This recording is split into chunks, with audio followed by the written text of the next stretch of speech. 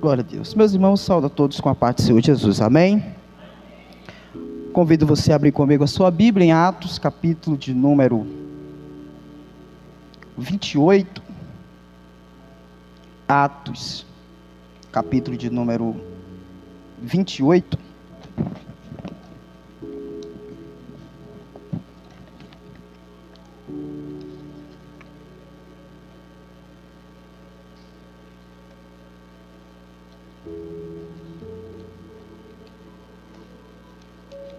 Atos 28, Deus abençoe a todos os irmãos. Hoje, culto de ensino da palavra, e nós viemos nesta noite aprender um pouco mais de Deus, amém? Deus abençoe a cada irmão. Capítulo 28, o versículo 3, quem achou diz amém. Tendo Paulo ajuntado e atirado à fogueira um feixe de gravetos, uma víbora, fugindo do calor, prendeu-se-lhe a mão.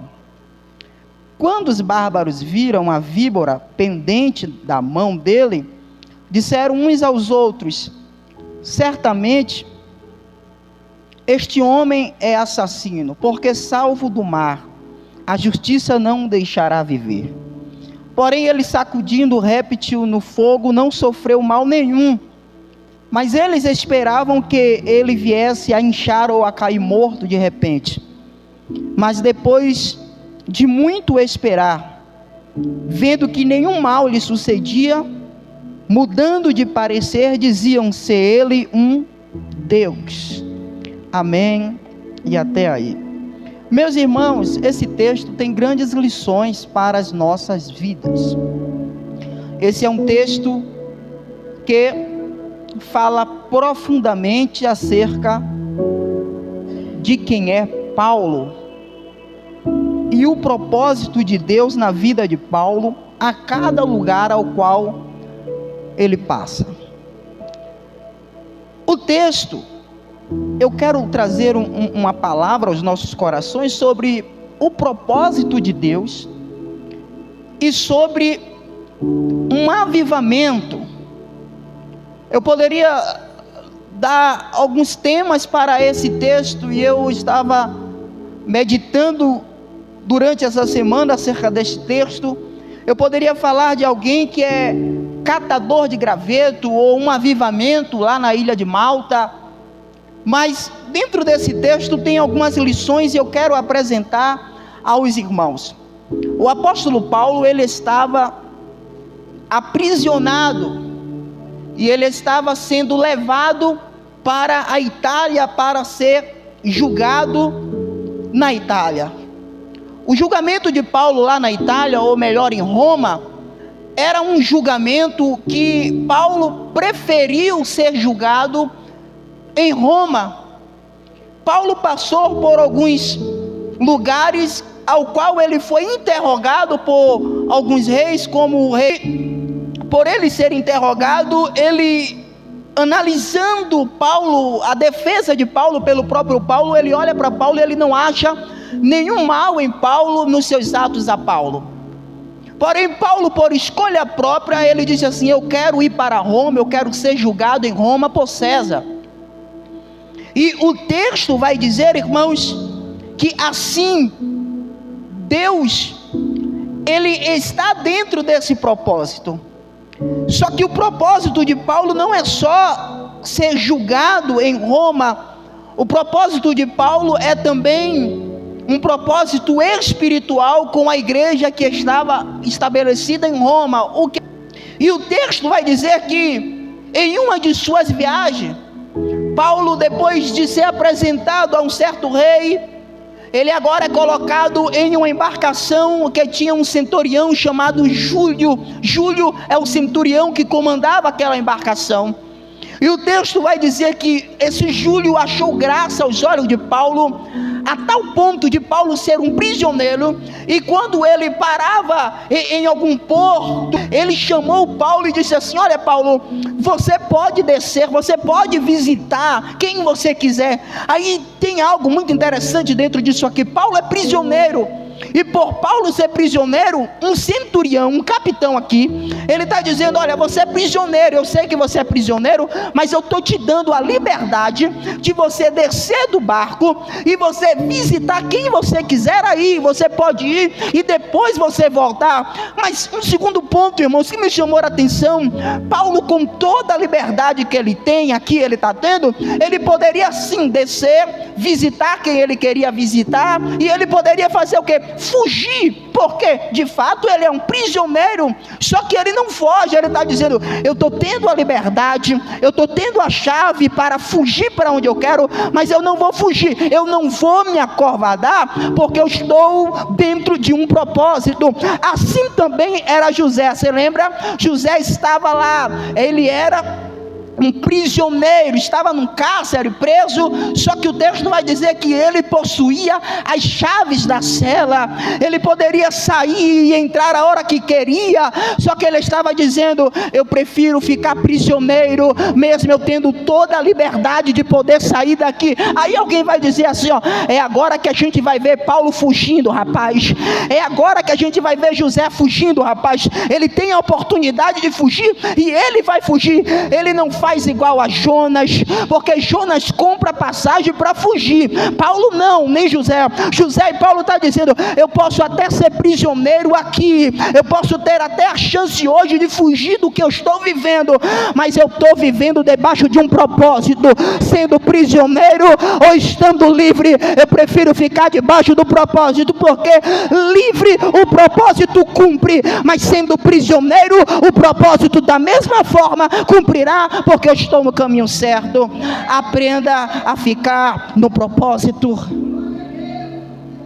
E a Bíblia vai dizer que agora ele passa para uma outra embarcação. Estou correndo para você conhecer o contexto. E ele passa de uma outra embarcação, prisioneiro, e, se eu não me engano, tem uns 271 presos dentro dessa embarcação. E ele está lá no meio de todos, e eles vão navegando em sentido a Roma. Só que o texto vai dizer que quando eles vão navegando, se levanta as tempestades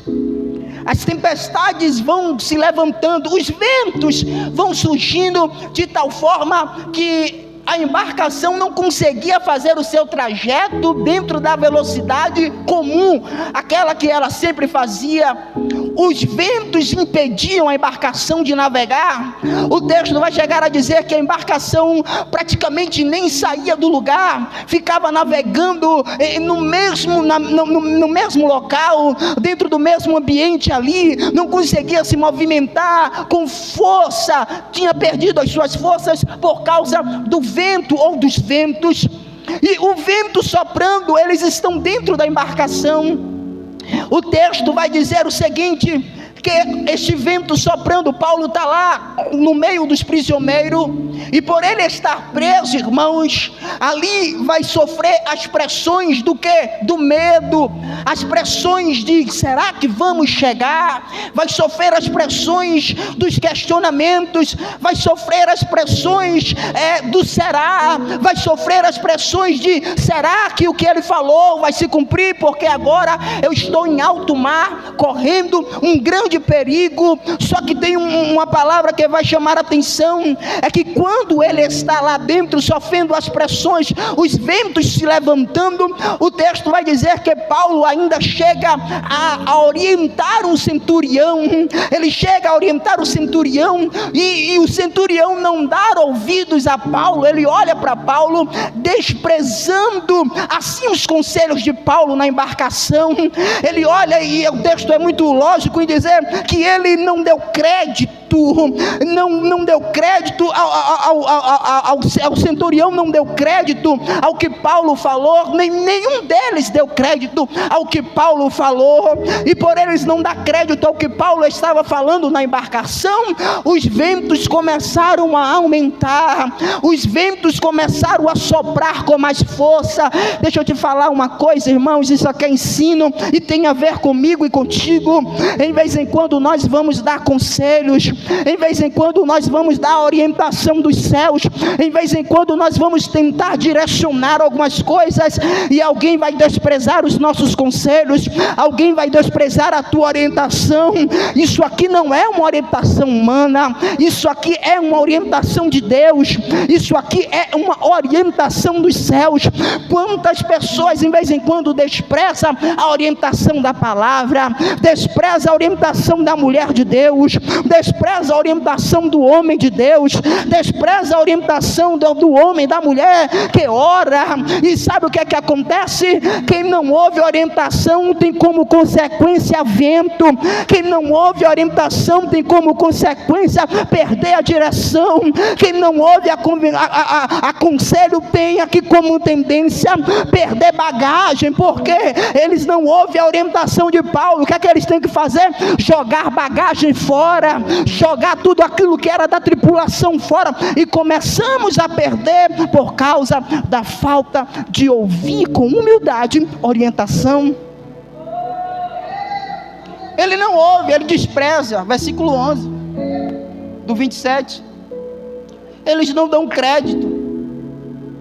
E deixa eu te falar uma coisa, isso aqui era bom que a igreja tivesse cheia, os jovens atentem para isso. Irmãos, não confunda, porque Deus tem usado vasos e profetas para guiar o teu futuro, para dizer que o teu futuro será brilhante, se você não tiver a humildade de ouvir, se você não tiver a humildade de ouvir conselhos. E tem uma coisa que a Bíblia me ensina e vai te ensinar também: Deus não quebra princípios. Nós estamos acostumados a ouvir, nós somos assim. Quem não quer ouvir uma profecia? Quem não quer ouvir uma palavra? Quem não quer ouvir uma direção vinda dos céus? Mas a gente ouve, em vez em quando a gente não dá crédito. Você sabe por quê? A gente é seletivo em quem pode falar com a gente e quem não pode. A gente seleciona quem é que pode profetizar para quem ou para quem. Com aquela ali não, com aquele ali não. Esse pastorzinho também, o conselho dele não vale. O pastor de lá vale, o de lá não vale. A missionária de lá vale, a de cá não vale. A dirigente do ciclo de oração de lá pode, a de cá não pode. Deus não é seletivo para falar o que Ele quer falar. Deus, Ele quer falar para direcionar os caminhos. Precisamos ouvir, porque talvez a gente venha perder bagagem na caminhada, e Deus não quer que a gente perca aquilo que Ele colocou dentro da embarcação. E eles vão remando e sendo pressionados pelos ventos. Só que de repente se levanta um vento furioso para a gente chegar, chamado Euroaquilão. Um vento ou um tufão muito forte. Ele vem, e o texto diz assim: e esse vento Euroaquilão, ele vem vento ao contrário. Se é vento ao contrário, ele está dizendo assim, ó: tudo que for para você chegar para cá, eu vou impedir, eu vou bloquear, eu vou lentear. O vento lentia, esse vento, essa tempestade vai lentear a embarcação para não chegar ao propósito, para não chegar ao ponto ao qual é para chegar. E o texto diz que daí se começam as pressões. O vento sopra com força, irmãos, vento contrário. Não é a primeira vez que esse vento contrário se levanta.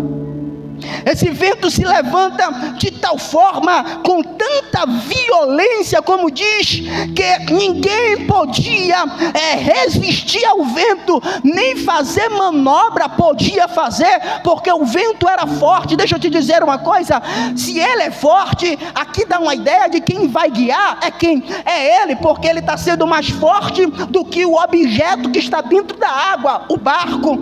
E ele se levanta de maneira furiosa, que começa a quebrar tudo, começa a fazer com que tudo que está dentro venha a se perder, de tal modo. Eu lembro que um dia Jesus também